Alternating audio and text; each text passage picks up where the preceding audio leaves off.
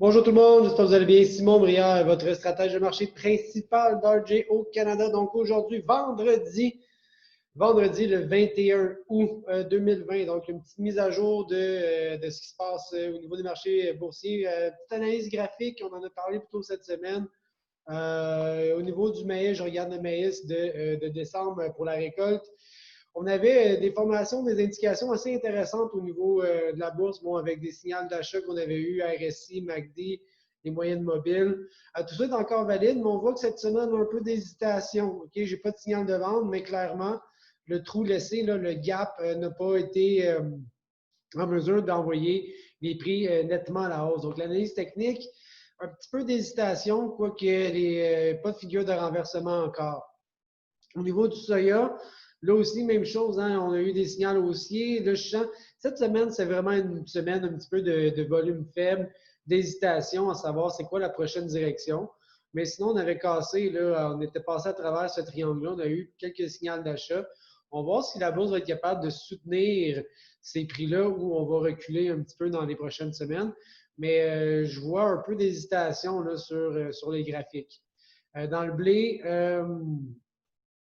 c'est un peu l'inverse. Les prix sont assez solides. Encore aujourd'hui, des hausses. J'ai regardé cette ligne de tendance-là ici qui va mener peut-être 5,40 si la tendance se maintient. On voit que le marché est assez très bien supporté là, avec 1, 2, 3, 4. Ça fait 5 fois que le marché, là, je regarde le blé feed sur décembre 2020. On fait 5 fois qu'on va s'accoter entre 4,99. Donc, juste en bas de 5 piastres, beaucoup de support. Le marché tendance à rebondir beaucoup sur ces niveaux-là. Donc, voilà pour l'analyse technique. Les spéculateurs, je pense que la hausse des prix dû être quand même fortement liée avec les achats des fonds cette semaine. Donc, dans le cas du maïs, les fonds ont racheté 60 000 contrats. Ils sont toujours vendeurs de 110 000. Et graduellement, on voit que les fonds de spéculation ont tendance à racheter leur position. C'est ce qui, à mon avis, explique en partie là, la hausse des prix depuis une semaine et demie. Au niveau du soya, mais là encore une fois, beaucoup d'achats spéculatifs au niveau des fonds à la Bourse de Chicago. Ils ont acheté 80 000 contrats, ils sont rendus à la hausse de 107. Donc, on revient à des niveaux, là, je pense qu'on est même plus haut que ce qu'on avait connu à l'automne passé. Il faut revenir loin en 2018 pour avoir une position des spéculateurs aussi acheteurs. Dans le cas du blé Chicago, ben, très peu à dire, une position somme toute marginale, donc très peu à dire au niveau du blé. Ils l'ont acheté un peu cette semaine. ProFarmer, c'était ce qu'on appelle le crop tour, la tournée des grandes structures. Et là, je vais y aller assez rapidement. Le ProFarmer annonce un rendement de 177,5 boisseaux à l'acre comparativement à l'USDA à 181,8. C'est quand même très bien. Il n'y a pas une énorme différence. Il y avait quand même l'Iowa qui était plus faible, l'Illinois qui était plus faible que l'USDA, mais ça va très bien au Minnesota. Puis il y avait aussi d'autres endroits qui allaient très bien. Donc, somme toute, le rendement national serait évalué à 177,5 boisseaux à l'acre. Et pour ce qui est du soya, là aussi, c'est quand même des très bons rendements, 52,5 comparativement à l'USDA de 53,3.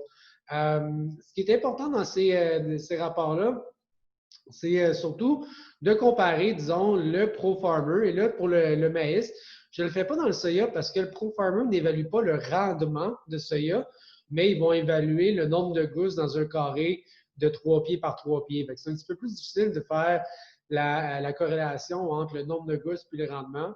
Donc, on va s'en tenir au rendement du maïs et non du soya. On regarde ici là, depuis 2012, de toute cette période-là, on voit en gris le ProFarmer, en vert les chiffres de l'USDA.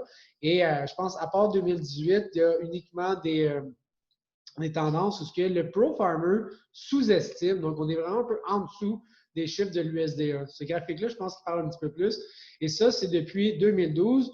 On voit qu'en moyenne, le ProFarmer est continuellement plus faible que l'évaluation du USDA, sauf 2018. Donc, quand on parle de quasiment 178 du ProFarmer versus 182, et j'arrondis quand même, pour l'USDA, cette différence de 4 boisseaux à l'acre-là, ben, je l'ai déjà vu à plusieurs reprises. Donc, je pense que les chiffres du ProFarmer correspondent quand même, ils devraient supporter les chiffres de l'USDA dans les prochains rapports. Donc, on devrait garder en tête que il ne faudrait pas miser là, sur un 181,8 boisseaux à l'heure qui baisse drastiquement. On ne voit pas ça pantoute au niveau de la bourse à Chicago. Même chose pour le soya. Au niveau des exportations cette semaine, depuis une couple de semaines, ça va quand même assez bien. Regardez pour la nouvelle récolte. La nouvelle récolte qui va commencer dans quelques mois là, pour 2020 et la saison 2021. Au niveau du maïs, on est rendu à 480 millions de boisseaux. L'année dernière, c'était 185. Donc, cette ligne-là en bleu, on est aujourd'hui une des exportations pour la nouvelle récolte qui va commencer bientôt. Une des meilleures exportations. Cette année, en 2020-2021, l'USDA prévoit 2,225 milliards de boisseaux et on serait probablement aux alentours là, de 21 de cette cible-là. C'est un des meilleurs départs au point de vue ce qu'on appelle du commitment, ce qui est prévu pour l'exportation. Donc, l'exportation va quand même bien. Je le rappelle quand même, l'exportation à 2,2 milliards sur une demande totale de 15. L'exportation dans le maïs, c'est somme toute à peu près 15 Donc, ce n'est pas la catégorie d'utilisation la plus importante. L'élevage et l'éthanol est beaucoup plus important, n'empêche. Au niveau du soya, maintenant, les ventes à l'exportation, là aussi, elles vont extrêmement bien. La meilleure depuis plusieurs années même. 2015, 2016, 2017, 2018, 2019, on a tout cassé pour les ententes, là, ce qui est prévu rendu à l'automne. On est à 755 millions de boisseaux et regardez comparativement à l'année dernière là, avec le conflit chinois, on est quasiment rendu 2-3 fois plus élevé, peut-être même plus, je vais vite. Et la cible USDA à 2,125, on est rendu à 750.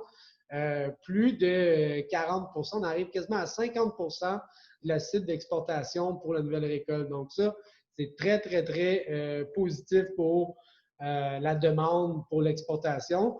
Et c'est très important dans le soya parce qu'à 2,2 milliards et aux États-Unis, on en produit 4 milliards un peu. Donc l'exportation, là, c'est quasiment la moitié de toute la consommation de soya aux États-Unis et c'est même plus quand j'ai inclus le tourteau. Donc, exportation, soya, très solide.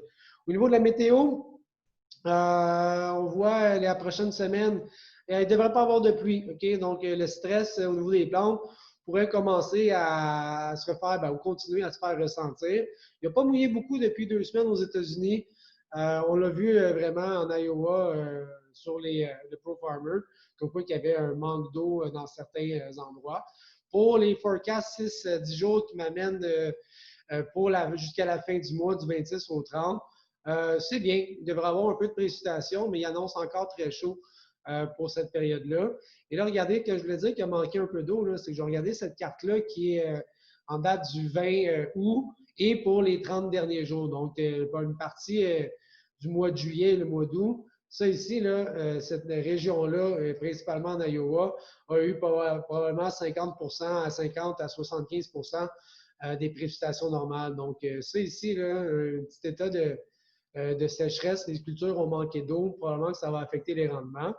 Quand je regarde les cartes de sécheresse, on le voit quand même assez bien.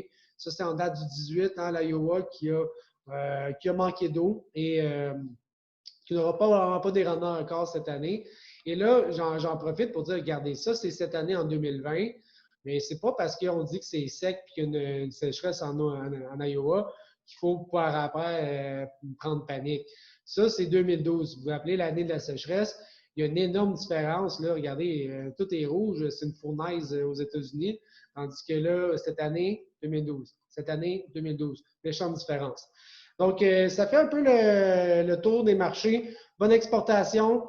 Le Pro Farmer qui donne des bonnes informations quant au rendement, qui devrait être assez bon aux États-Unis. Et on va surveiller le reste de la récolte. Là, pas mal fin août, on va commencer à parler de plus en plus de la progression des récoltes, des conditions qui sont stabilisées un peu, mais qui vont avoir baissé avec le manque d'eau des 2-3 dernières semaines. Alors voilà, bon vendredi. J'espère que vous allez avoir un très beau week-end. Bye!